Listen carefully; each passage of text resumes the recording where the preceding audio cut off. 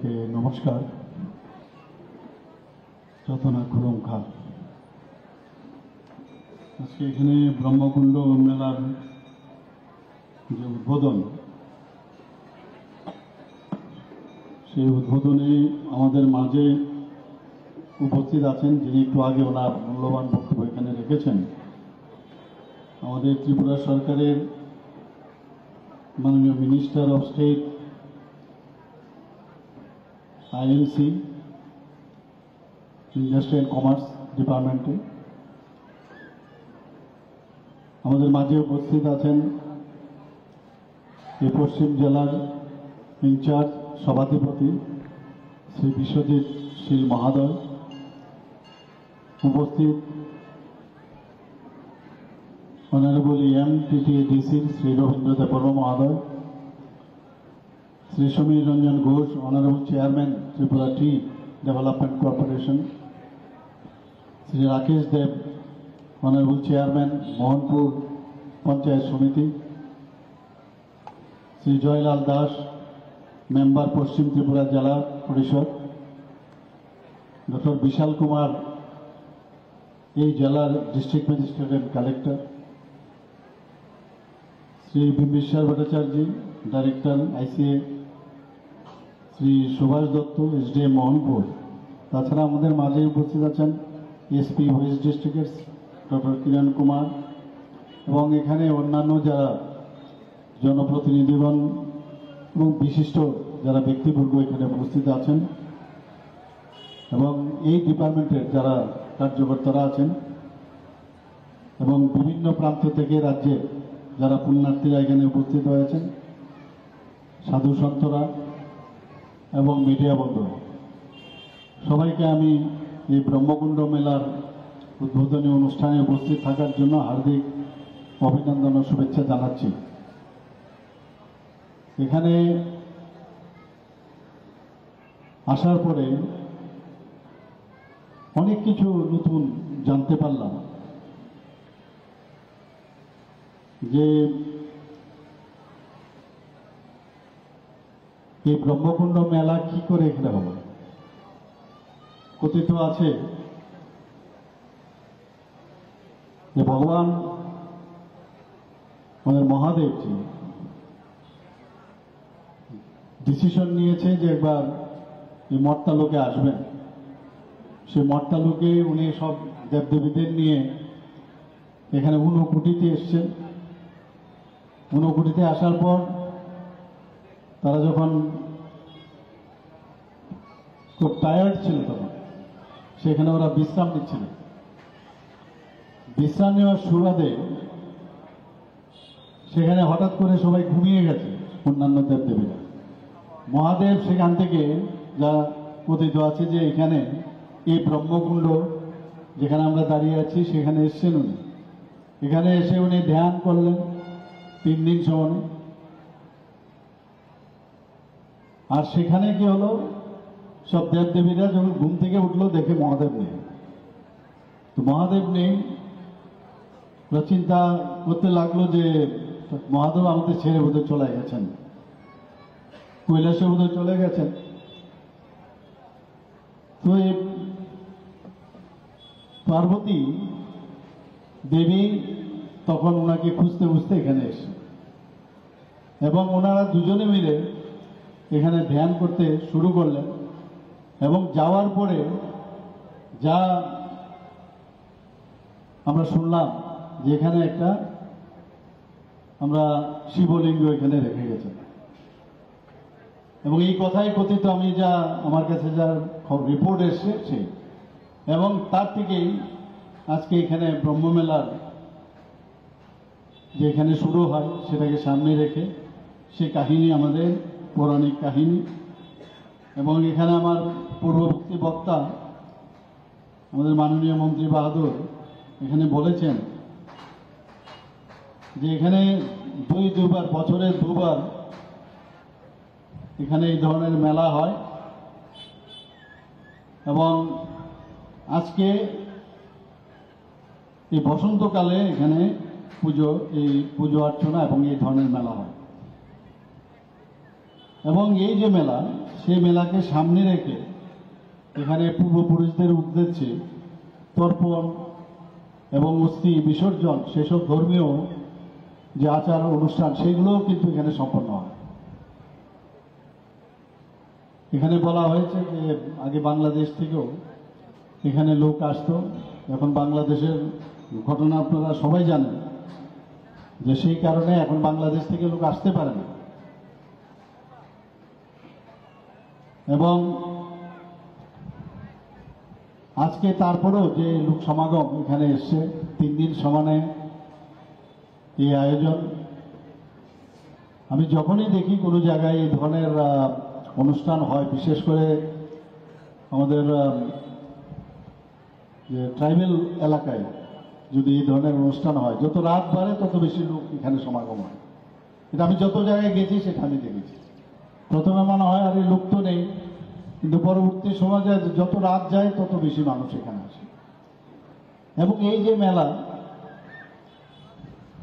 একবার রাস পূর্ণিমা উপলক্ষে হয়, আর একবার যেটা বলেছেন বসুকাষ্টমী, সেটাকে এখানে মেলা না, এই যে একজন আরেকজনের সাথে আমাদের যে একটা মিশ্র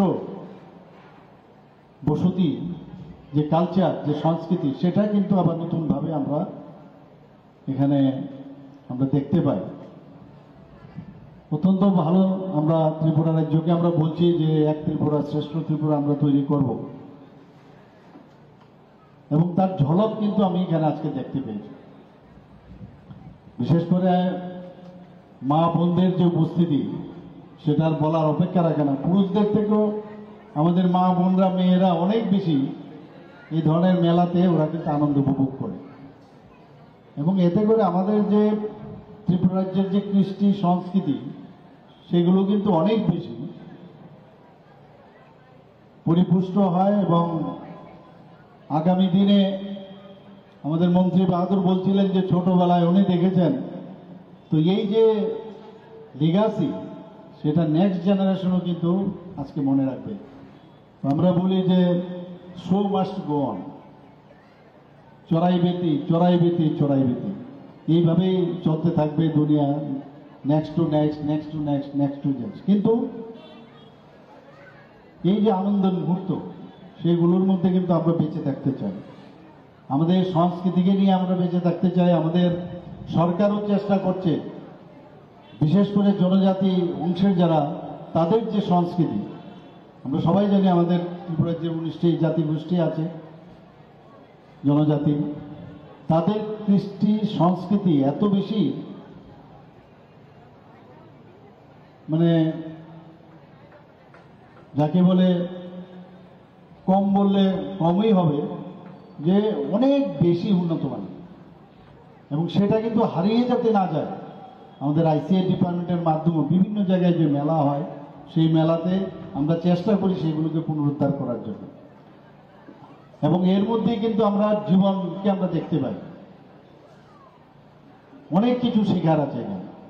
এই যে মেলবন্ধনের যে একটা বলে যে মেলা মানে মেলবন্ধনের একটা প্ল্যাটফর্ম, এবং সেইভাবে আজকে 3 দিনের মধ্যে 3 দিন এখানে মেলা হবে। সেই মেলা আমাদের সরকারি পর্যায়ে অনেক স্টল দেওয়ার ব্যবস্থা রয়েছে এখানে।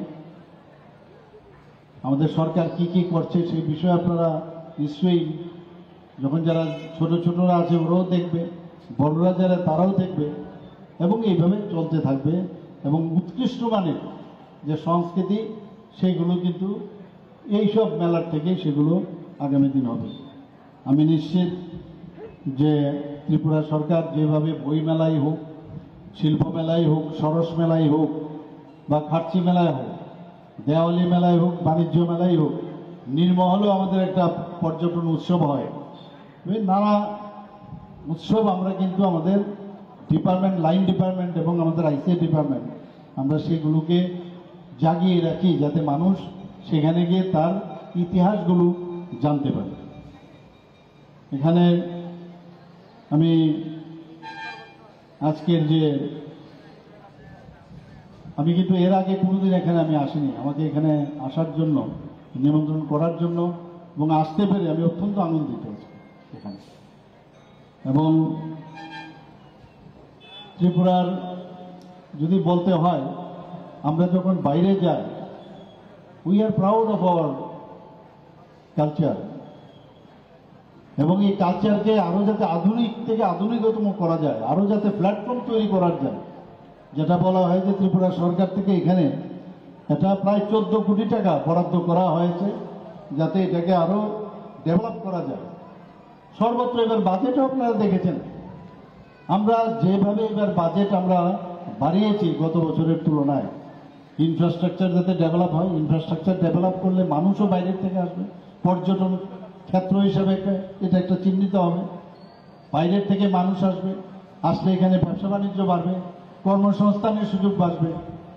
যখন এই বিষয়গুলো হবে, আর্থসামাজিক উন্নয়ন যখন হবে, তখন এর থেকেও কিন্তু একটা বিভেদের সৃষ্টি হয়। এই বিভেদ থেকে আমরা মিলনের দিকে আমরা যেতে পারব।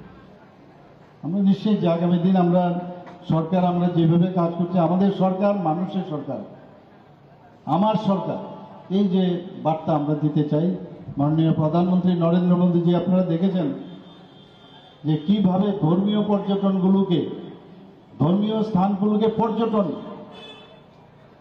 স্থান হিসেবে উনি চেষ্টা করছেন। আমরা দেখেছি কিছুদিন আগে আমাদের যে মাতা ত্রিপুরেশ্বরী মন্দির, সেখানে আমাদের পাশেই, মন্দিরের পাশেই 51 ফিটের অনুরূপ 51 ফিট সেখানে তৈরি হবে, তার জন্য প্রায় 98 কোটি টাকা দেওয়া হয়েছে। আমাদের 14 দেবতার বাড়ির উন্নয়নের জন্য সেখানে একটা প্রচুর পরিমাণের অর্থ দেওয়া হয়েছে। কসবা কালী মন্দির, সেখানে উন্নয়ন করার জন্য এডিবি ফান্ড নিয়ে আমরা সেখানেও আমরা চেষ্টা করছি।